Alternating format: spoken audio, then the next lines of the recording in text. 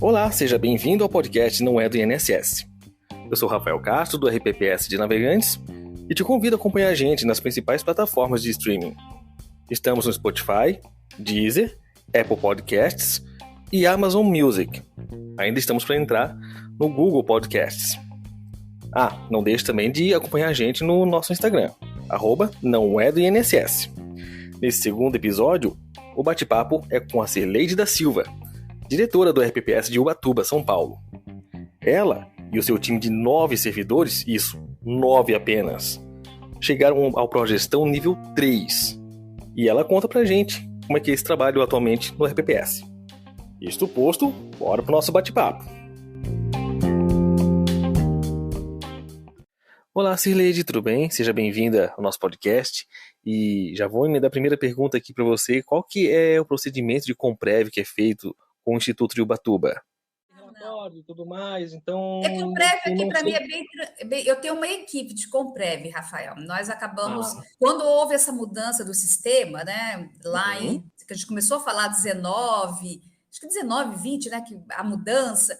Então, nós treinamos aqui. A equipe do Instituto é pequena, Rafael, né? Nós somos 9 pessoas da diretoria e também interno concursado do próprio Instituto. Então, nós temos um quadro concursado, mas no total somos 9 pessoas. Nessas 9 pessoas, houve um treinamento, né? Quando a ABPEM fez, a APPREM, junto com a Secretaria de Previdência, treinamos 3 pessoas. Então, hoje, meu agente administrativo, o meu contador, meu diretor financeiro, eles aprofundaram bastante na questão do Comprev. Então, o meu agente administrativo, então, ele é responsável hoje pelo setor. Então, eu falo assim, não tem no papel, mas eu tenho um departamento de Comprev onde eu faço todo o gerenciamento. Legal. Então, nos últimos 2 anos, eu tenho uma equipe bem treinada e bem eficaz com relação a isso. Eu falo assim, a gente só não tem os processos aprovados devido à análise deles, mas aqui está rigorosamente em dia, os relatórios, o acompanhamento, tudo que precisa fazer é feito na nossa rotina aqui diária do Instituto. Só para você ter uma ideia, nos últimos 2 meses conseguimos 30 processos aprovados depois de 5 anos. 30 processos, que é um recurso interessante, 3 milhões de reais, em torno de 3 milhões, né? 2 milhões 900 e alguma coisa que recebemos no mês de abril e no mês de maio, mas tudo fruto desse gerenciamento, desse controle mais pontual do Comprev. Então, a capacitação foi fundamental, né? Esses 3 servidores, eles estão capacitados, mas eu tenho uma pessoa específica que faz o gerenciamento diário do Comprev. Então, ele entra em faz os relatórios, ele acompanha, verifica se tem exigência, e de tudo isso eu passo um relatório para os conselhos, né? Então, o acompanhamento está bem interessante. Depois que tomamos fizemos dessa forma, né? Essa equipe, né? Esse grupo eu falo grupo de trabalho do Comprev.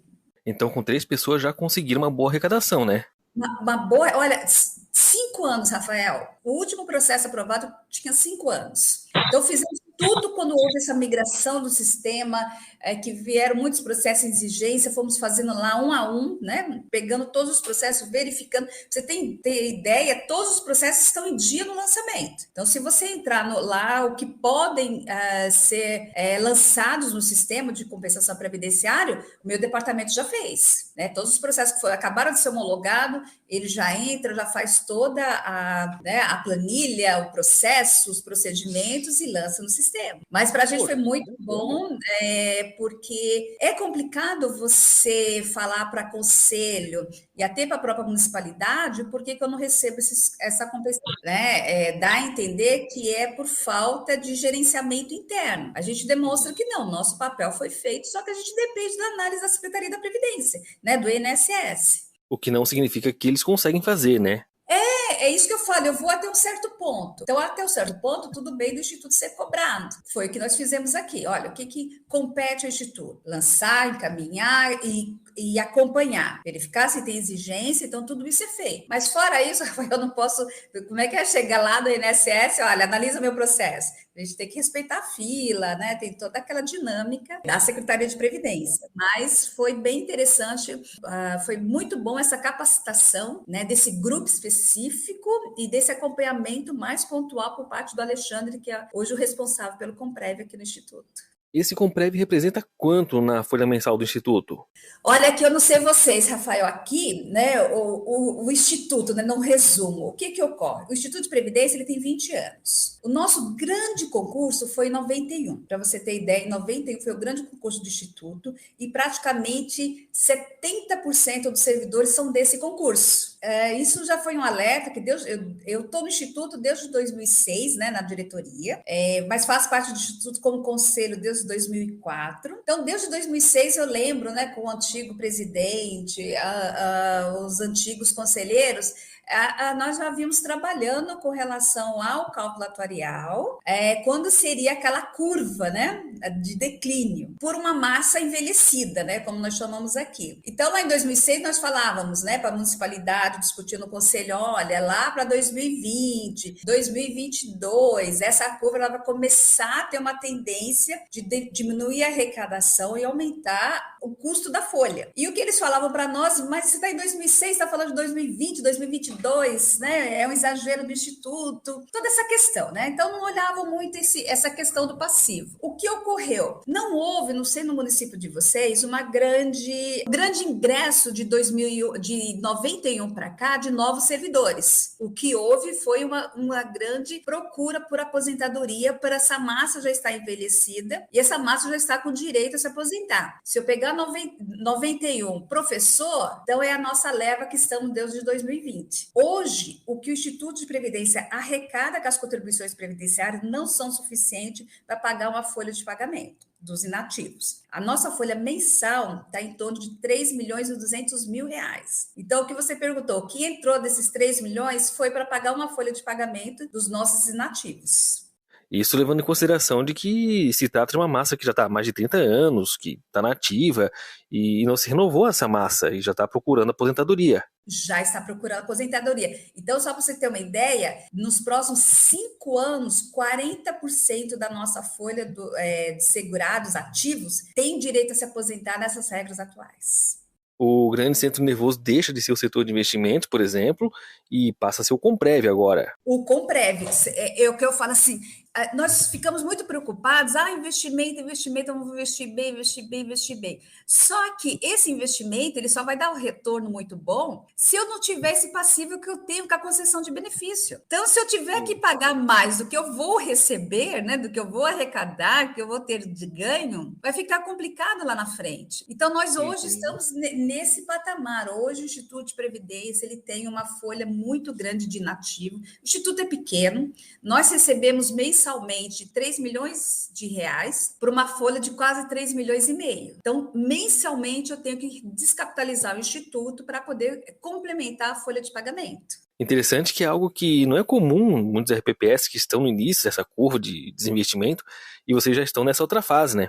Essa fase, ela acaba fazendo com que seja um ponto de se olhar quando eu vou fazer um investimento e quando vai se conceder algum benefício. Por quê? Olhando na questão financeira. Hoje, eu tenho que estar preocupada com o retorno positivo dentro do Instituto no curto prazo. Eu não posso simplesmente aproveitar uma janela de oportunidade de longo prazo, por quê? Eu vou estar... Esse longo prazo, se no curto prazo ele vai fazer com que o meu retorno seja negativo, eu vou estar cada vez mais aumentando o meu déficit setorial. Então, eu sou obrigada em qualquer investimento pensar no curto prazo, por causa dessa folha que hoje ela não se paga com a arrecadação mensal. Eu não tenho recurso novo para aproveitar às vezes, alguma janela de oportunidade de investimento, e eu tenho que ter a preocupação no curto prazo de como pagar esses inativos. Então, vou dar um exemplo. Vamos falar de investimento na questão de bolsa, né? De renda variável. Renda variável a gente sabe que é por longo prazo. Só que hoje a gente tem que ter maior preocupação de esperar uma bolsa ter um retorno positivo lá na frente e continuar aportando recurso enquanto ela está caindo. Exterior, da mesma forma. Como que eu vou explicar para o meu conselho, explicar né, para a prefeitura, né, para a nossa prefeita, que eu estou tendo desvalorização naquele segmento, eu continuo aportando recurso e necessito descapitalizar o Instituto para poder pagar a folha de aposentado e pensionista. Então, hoje, a complexidade de qualquer investimento, de qualquer ação do Instituto, eu falo hoje, mais precisamente, acho que nos últimos 3 anos, que essa curva começou a se descolar uma da outra, né? Quanto que você arrecada e quanto que você paga de inativos, que o Comitê de Investimentos se deparou com uma questão bem complicada na hora de tomar suas decisões. Como vocês estão no outro lado da curva de desinvestimento, já não cabe mais para vocês o longo prazo, né?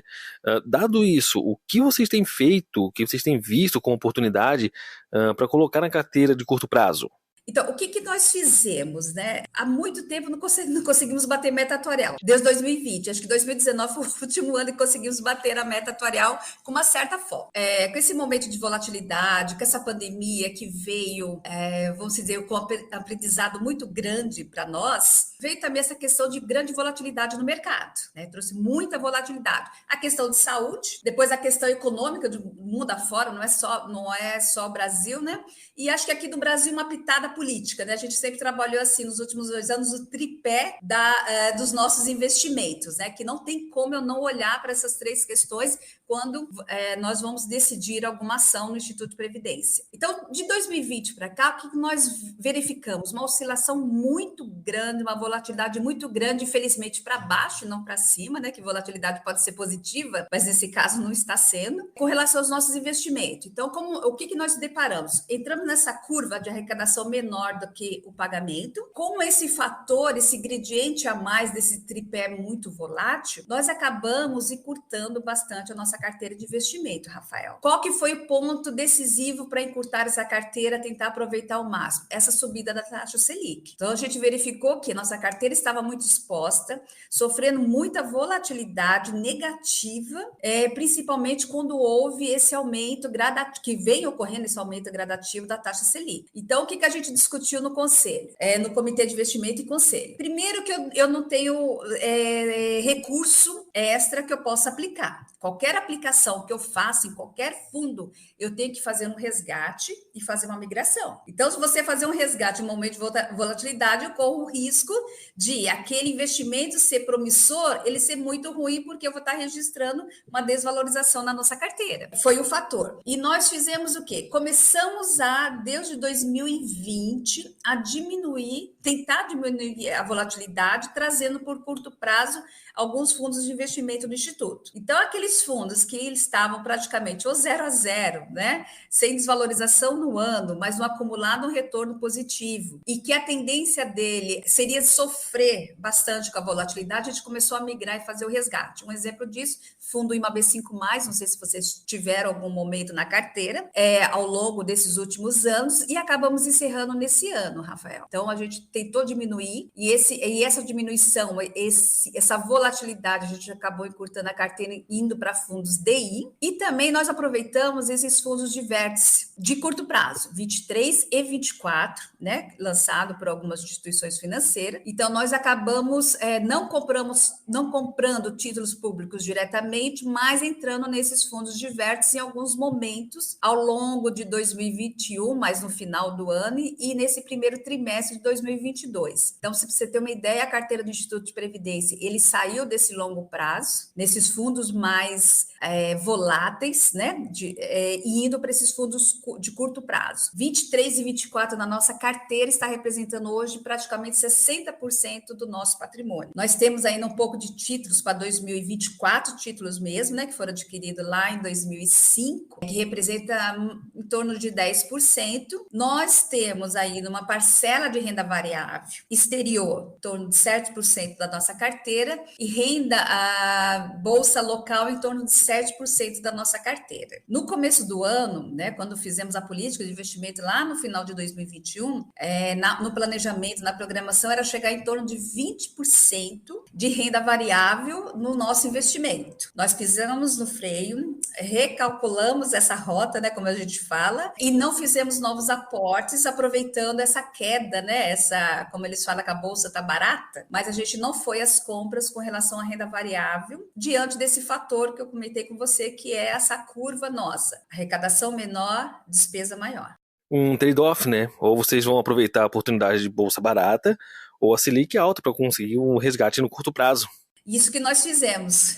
A gente ouviu até uma expressão assim, né, de um gestor de investimento, falou assim, Cileide, você sempre aproveita, vamos ver na questão pessoal, numa liquidação que está 40% de desconto, você vai lá e compra. Mas vocês, como instituto, não querem observar da mesma forma uma bolsa local ou uma bolsa externa. Só que é difícil, né? É complicado você, quando tem esses fatores que nós temos aqui, de você aproveitar uma queda, mesmo ela dando retorno positivo, só pensando daqui a 5, 10 anos. Nós não conseguimos fazer isso aqui. Tivemos que analisar de outra forma a conduta do nosso comitê de investimento.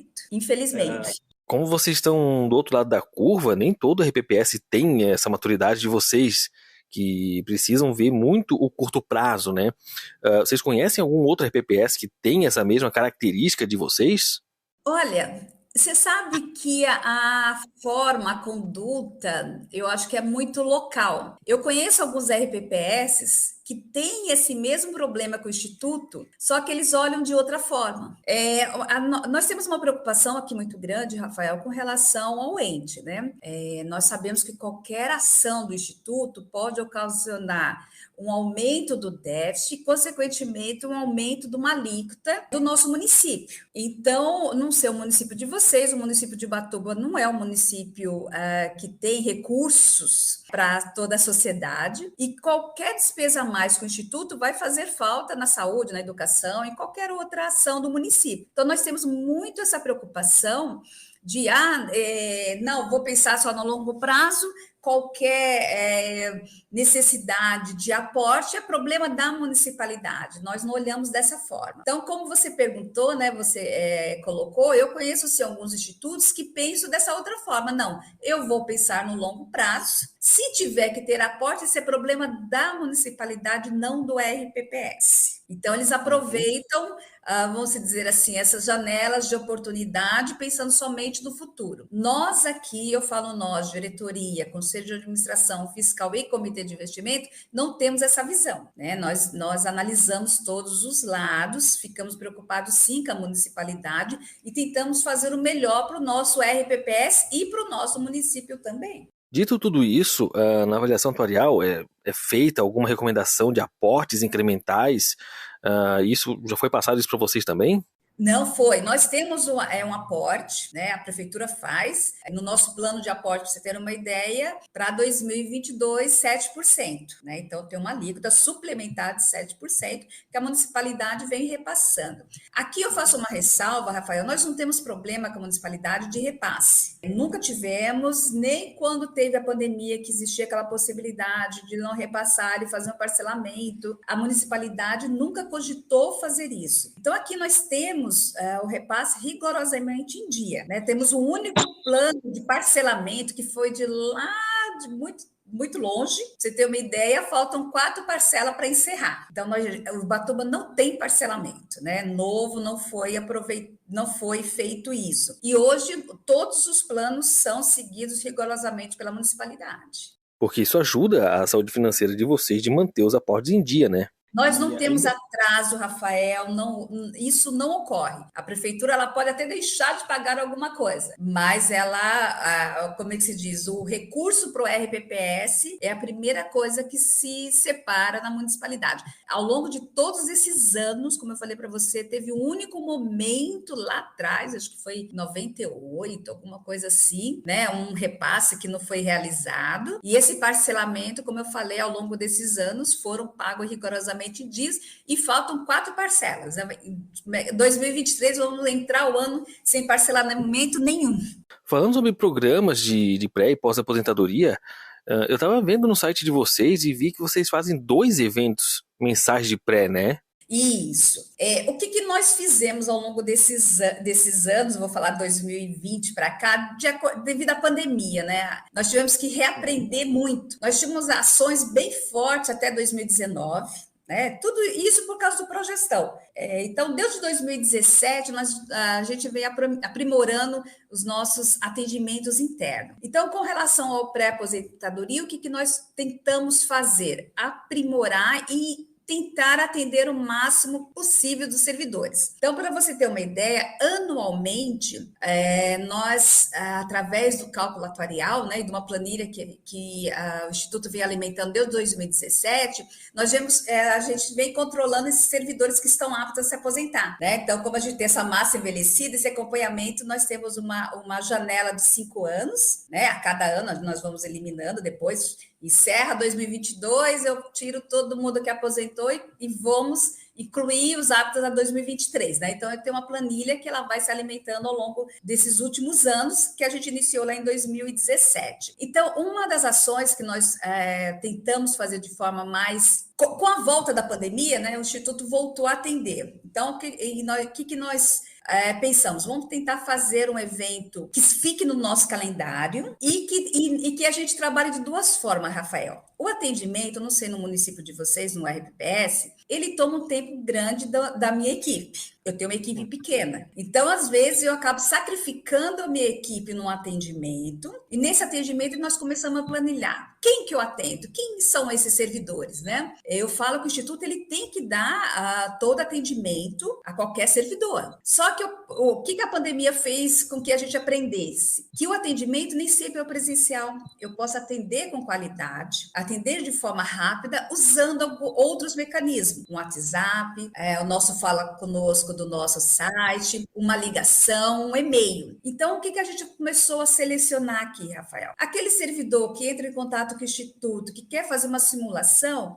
nós fazemos uma prévia dele. Então, um servidor, um exemplo, um homem que tem 35 anos de idade, 10 anos de contribuição, você não concorda que eu posso atendê-lo de uma outra forma, não preciso tirá-lo do trabalho e trazer para dentro do Instituto, sendo que ele falta muito tempo para se aposentar. Então, eu posso estar atendendo esse servidor de forma virtual, que a gente chama aqui. Eu vou atendê-lo, vou ligar para ele, vou passar um WhatsApp, vou mandar um e-mail com a simulação do seu tempo hoje previdenciário de acordo com as regras atuais. O que eu estou deixando para ter de forma presencial?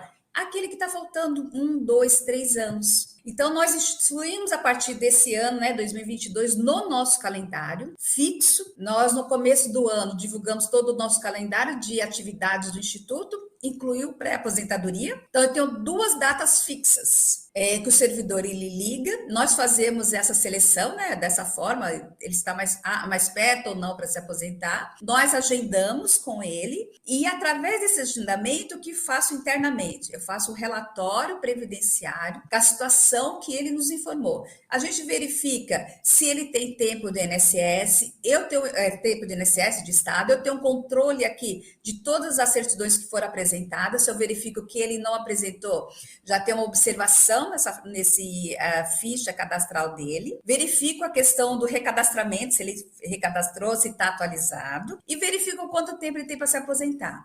Então, no dia específico da nossa reunião, a minha diretora administrativa e a diretora de Seguridade e Benefício faz uma leve explanação de todas as regras, né, de forma simplificada, com o grupo que estou, né, por exemplo, se eu estou com um grupo que é só professor, tem algumas regras que eu já não coloco para eles, que eu já vou saber a situação dele para aproveitar melhor esse tempo. E depois eu vou falar especificamente com cada um, né? Então, eu tenho um relatório previdenciário que aí eu falo, né, com a servidora X, Y, Z, como que está a situação dela, se ela precisa apresentar a certidão, se ela tem essa certidão, se ela não tem, eu já tenho uma outra orientação a passar para essa servidora, né, esse servidor. E também nós começamos a acompanhar quando ela vai completar algum requisito, se ela vai ter direito a bônus de permanência, qual é a data que ela vai ter que procurar o instituto, né, a prefeitura para dar entrada nessa bolsa ou numa aposentadoria.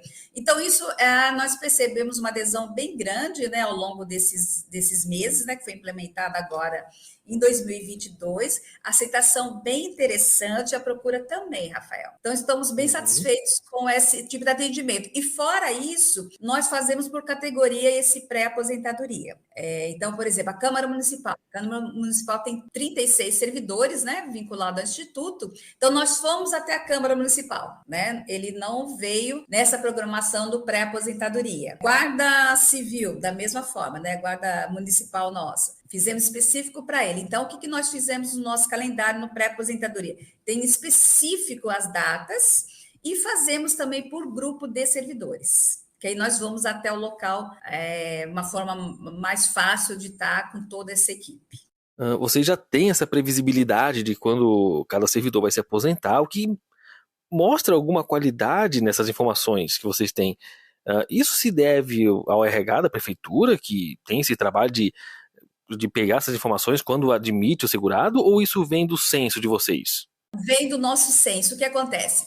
Nosso RH, a gente tem um excelente relacionamento com o RH. Só que tem algumas situações que eles esquecem que tem Instituto de Previdência, né? Então, a gente sempre pediu, né? Sempre combinamos, vamos dizer assim, que quando houvesse ingresso de novos servidores, convidasse o Instituto para nós estarmos falando e apresentando quem é o Instituto de Previdência e também cobrando documentos que esse servidor normalmente não leva para posse. Só que a gente não consegue fazer isso, vamos dizer, com muita frequência. Então, o que nós fazemos aqui? Nos últimos, acho que 19 para cá, nós estamos atualizando o nosso censo, né, que vai encerrar agora em 22. Então, e fazemos esse acompanhamento pelo nosso cadastro. Então, é um trabalho de formiguinha dentro do próprio Instituto. Na parte de pós-aposentadoria, eu fiquei curioso quando eu li o Café com Música. Então, por favor, explica pra gente como é que funciona esse evento de pós de vocês. Então, vamos lá. Aqui a gente tem que fazer um parêntese, o antes e depois da pandemia, né? Então, até 2019, a nossa grande preocupação era saber como trabalhar o pós-aposentadoria, Rafael. Então, o que nós já temos no nosso calendário, que nós falamos que é o acolhimento do servidor. Então, nós temos uma data específica, eu não sei como é o município de vocês aqui, toda a concessão de benefício é feita na reunião do Conselho de Administração e ele é aposentado no primeiro dia útil do mês. Então, por exemplo, agora no dia 1º de setembro, teve os novos ingressos de aposentados. Então, nós temos uma data e fazemos um evento específico com eles. Então, nós chamamos de acolhimento. Então, nesse acolhimento, o que nós fazemos? Passamos para eles como que vai ser a vida deles agora como servidor aposentado, né, como inativo. Todas as questões de rescisão junto com a prefeitura, como é que vai ser o atendimento dele agora, mostrando a nova casa que a gente brinca com eles, que é o Instituto de Previdência. E também nós passamos a convidar a Prefeitura Municipal e também a Associação dos Aposentados, que tem vários programas direcionados para essa nova fase, vamos dizer assim, né? A melhor idade que nós falamos. E nós trazemos eles também para poder estar passando o que cada um tem de atividades.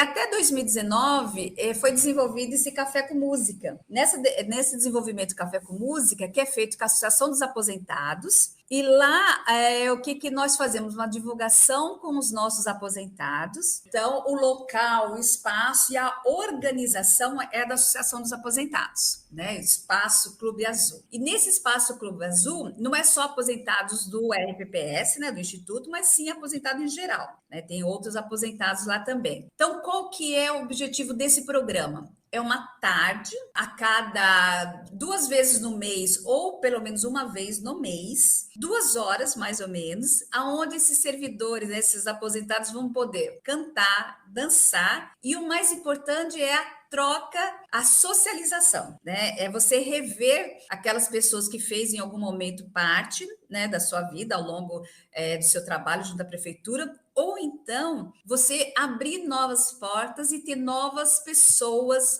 novo ciclo, novas amizades. Então, ao longo, até 2019, nós fizemos muito café com música, e lá você observa, Rafael, essa troca, né? Tem muitas pessoas aqui que se aposentam e não tem uma outra atividade. né? Eles falam assim: vinham no instituto para pegar o olerite e até o banco para receber, mas eles falam que era a forma de rever os amigos, né? Porque não começou, não fez uma outra atividade fora isso no seu momento de aposentadoria. E lá, esse café com música, nós fazemos uma grande mesa, né? Voluntária, cada um leva alguma coisa para fazer, compor essa mesa do nosso café. Então lá você canta, tem um grupo de aposentados que tocam, outra que canta, e fazemos uma grande roda, né, como fala, para a gente compartilhar essas 2 horinhas. A gente fala assim que é 2 horinhas para a gente rir, cantar, dançar e comer. Com a volta da pandemia, né, na pandemia houve essa paralisação, porque é um grupo muito delicado, né? Se eu estou falando de terceira idade, né, pessoas muito expostas, então houve a paralisação de todas essas atividades. E agora, que eu falo assim, esse agora é de abril para cá, que estamos voltando a incentivar, porque nós também não estávamos nem incentivando, a partir do começo de fevereiro, a associação voltou a fazer, mas nosso instituto não voltou a incentivar os nossos aposentados, ainda com receio, com questão da vacinação, da imunização, o Instituto não incentivou. Mas agora, né, a partir de abril e de maio, o Instituto voltou a trabalhar com esse grupo. Esse trabalho, como é que nós fazemos? Toda vez que tem um café, nós disparamos os nossos meios digitais, né? Caminhamos e-mail, WhatsApp, ligamos, colocamos nosso Face, nosso site, nosso Instagram, a data que vai ter, convidando para o Café com Música. E eles estão voltando aos poucos a compartilhar nesse momento. Como outras atividades também começaram. Lá na associação, na prefeitura, então voltou alongamento, eles têm aula de dança, tem aula de yoga, tem aula de violão, de canto. Então, aí na prefeitura tem também alongamento. Agora, recentemente, no mês de agosto, houve também uma campanha para os homens, por causa do câncer, né? Então, nós fomos falar de câncer, que era o mês dos Dia dos Pais, né? Agosto, então houve um evento no Tubão, pela Secretaria de Esporte, com essa terceira idade, então eles foram incentivados a estar participando.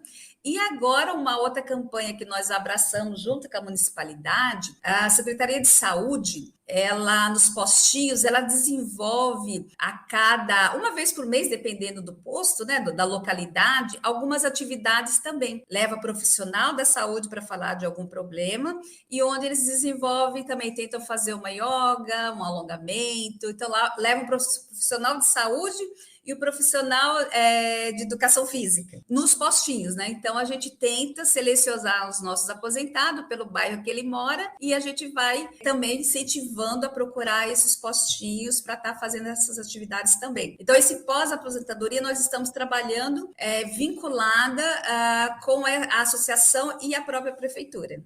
Essas ações possuem algo que o RPPS faz para poder chamar os aposentados e trabalharem diretamente com essas ações, né? Não é somente fazer algo do tipo, vão lá e façam, simplesmente, né?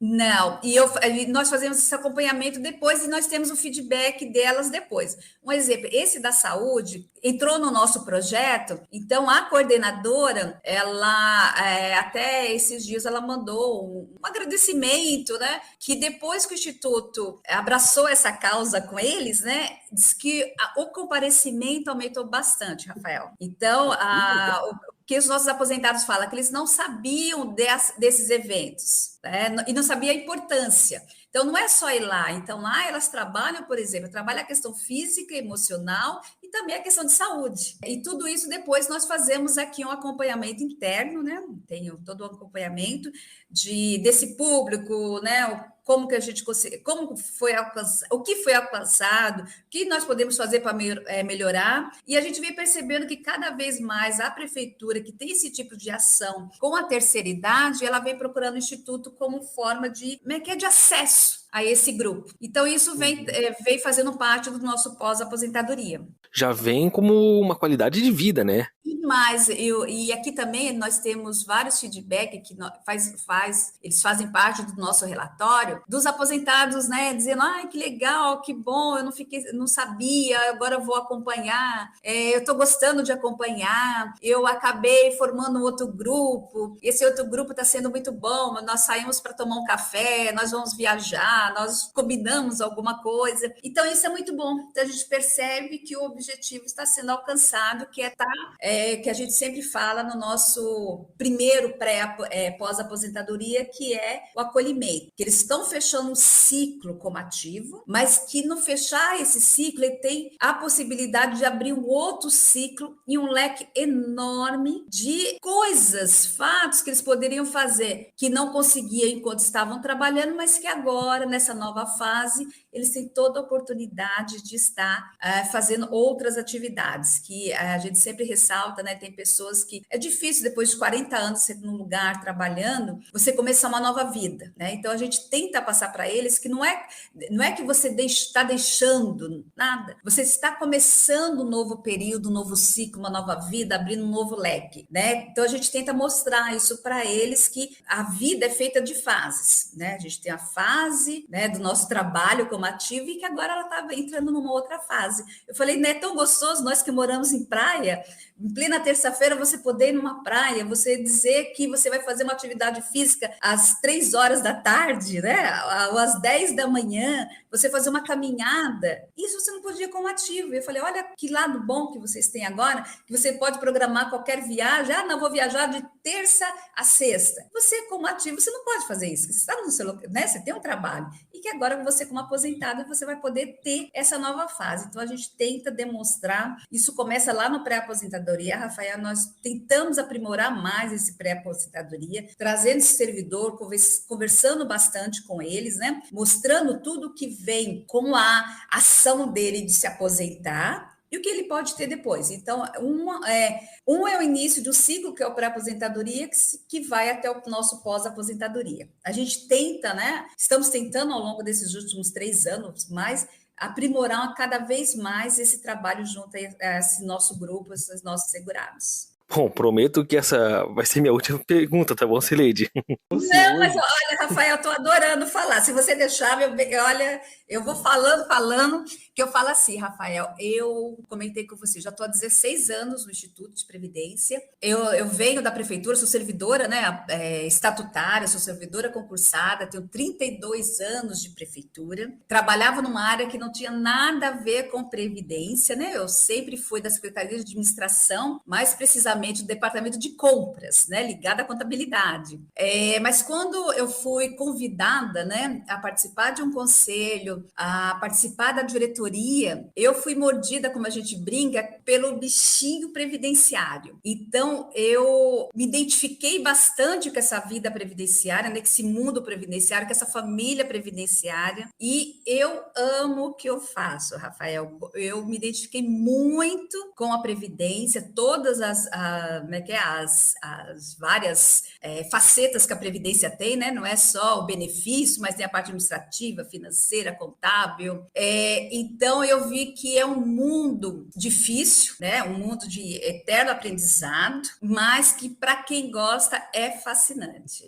Por isso, eu sou uma defensora do RPPS, sou uma defensora de regime próprio e falo com muito, né, com muito orgulho do nosso instituto, de tudo que a gente conseguiu até aqui. A gente sente esse seu carinho pelo RPPS até por como você trata o assunto, né? E aproveitando, como é que foi sair do Progestão nível 1 para o nível 3? Olha, Rafael, eu vou ter que fazer um parênteses. Foi desafiador, estressante, mas gratificante, né? Então, aqui, o que eu mostro, a gente sempre discute internamente, não é ter o selo nível 3, né? Isso é importante fisicamente, né, documentalmente, para cumprir uma legislação. Mas eu falo que você está no nível 3, eu acho que demonstrou toda a maturidade que o Instituto de Previdência veio adquirindo ao longo de todos esses anos. Eu acho que veio solidificar, ele veio colocar aquela chancela, ele veio colocar aquele selo do crescimento que conseguimos ter no nosso instituto, né? Como eu comentei no início, o Instituto de Ubatuba é um instituto pequeno na sua estrutura, uma equipe pequena, e se tornou altamente desafiador. Qual que era o nosso grande desafio? O que a gente sempre discutiu, que foi a nossa grande bandeira? Não é porque eu sou um instituto pequeno que eu não possa ter a qualidade,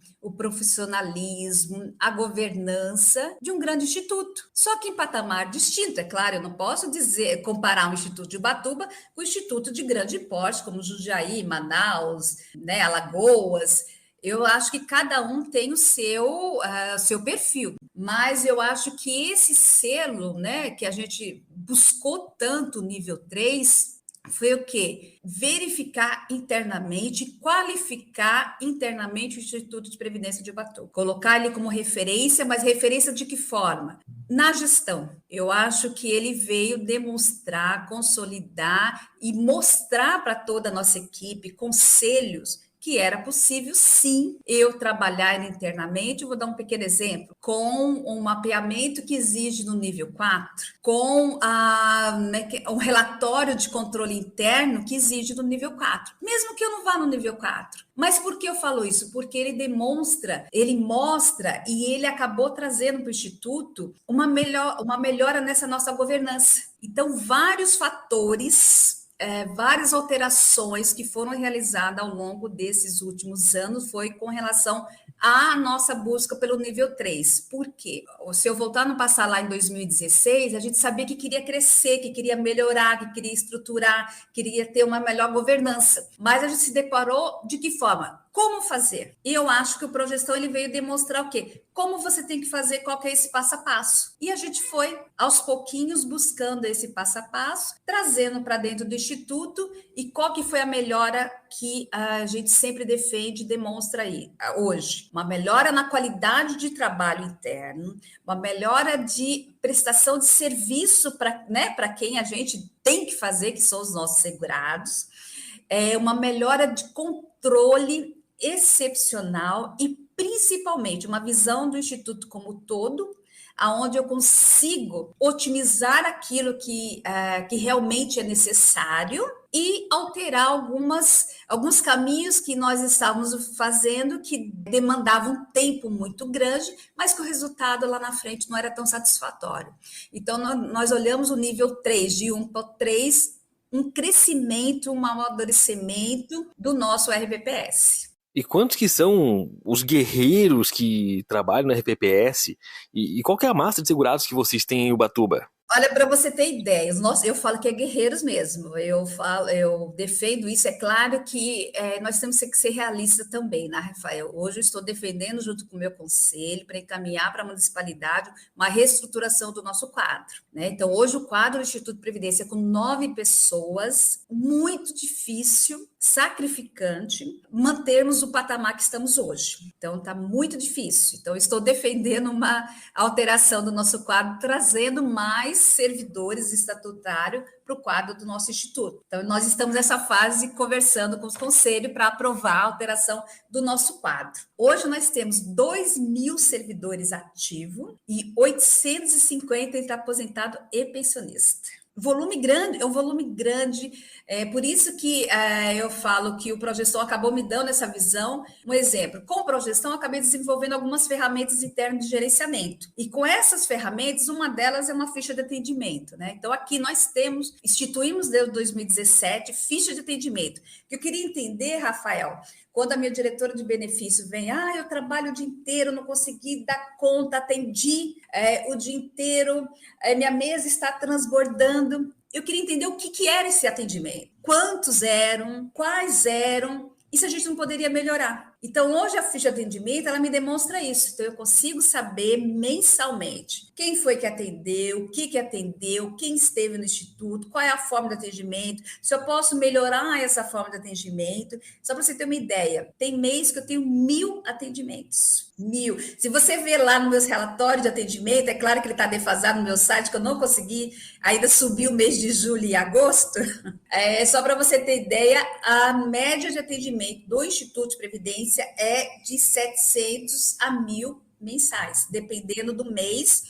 Por exemplo, mês de recadastramento, mês que eu tenho um 13º, mês que teve uma alteração de alíquota, aumentou, teve reajuste. Então, tem alguns meses atípicos que faz com que esse pico sobe, né? mas a nossa média é de 700 atendimentos por mês. Então, aqui eu consigo qualificar quem atende, qual que é o departamento, qual que é a diretoria, que tipo de atendimento é esse e o que a gente pode mudar para atender. Uma da demanda que surgiu com pré-aposentadoria, com datas fixas, foi esse. Né? Eu tentar tirar esse gargalo de atendimento da minha parte de benefício.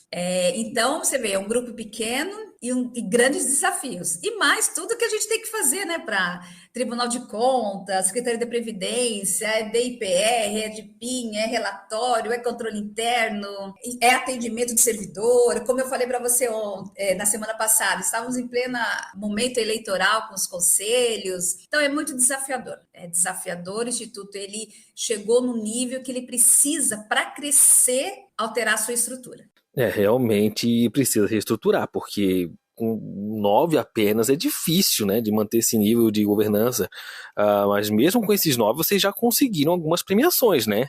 Já, olha, e tudo isso veio ajudando, eu falo que as premiações, né, que a gente comentou da Nebrei, eu acho que veio servindo para quê? Como eu comentei, nós queríamos melhorar, só que a gente não sabia de que forma. E a partir do momento que nós começamos a participar dessas premiações, que foi lá em 2015, nós a cada ano, eu faço assim aqui internamente, Rafael, todo ano nós participamos e aquilo que a gente não consegue pontuar ou que a gente pontuou abaixo, né, a menor pontuação daquele item, nós discutimos aqui no conselho de que forma eu consigo melhorar para o próximo ano, se consigo, o que eu preciso fazer, ou se realmente isso está, fora do alcance do Instituto. Então, tudo aquilo que eu consigo melhorar, então, ano a ano, né, ao longo, desde 2015 para cá, que nós, pra você ter ideia, começamos em 2015, não conseguimos a classificação nos prêmios, né, que não atingiu o mínimo, né, para ir para a classificação. Aí, 16 começamos. Então, 16 foi o primeiro ano que o Instituto conseguiu uma classificação, conseguiu um 4º lugar, e de lá para cá, com esse aprendizado, nós conseguimos estar sempre, eu falo assim, brincando, subindo no pódio, né? Disputando com vocês, navegante, primeiro, segundo, terceiro, mas estamos conseguindo subir no pódio. Mas o que eu falo para eles, o que é mais importante do que você ter... Aqui a gente tem um espaço onde a gente faz toda a exposição de todos os nossos prêmios, é saber qual reflexo que trouxe para o nosso instituto. Foi o crescimento do nosso instituto que eu falo, na governança, no atendimento, no controle, e também, principalmente, tentar dar uma melhor qualidade para todos aqueles que trabalham no Instituto de Previdência. Cileide, obrigado pelo bate-papo, tá? Agradeço aí você ter aceitado esse convite nosso.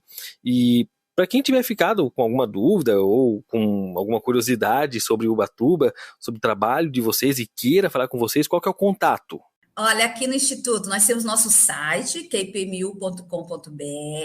Nós estamos à disposição, Rafael. Aqui eu sempre falo que quando eu entrei no Instituto lá em 2004, 2005, como eu comentei, eu vim de uma área que eu não tinha noção do que era Instituto de Previdência.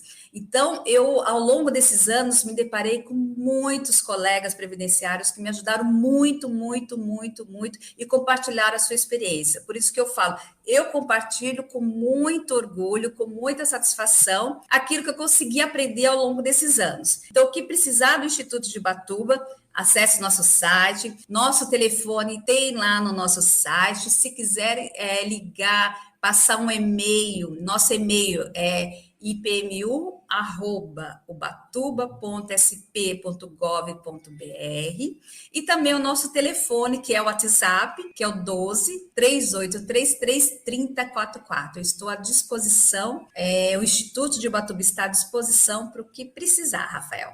Mais uma vez, Cileide, muito obrigado, tá? Até mais. Até mais, Rafael. Obrigado pela oportunidade.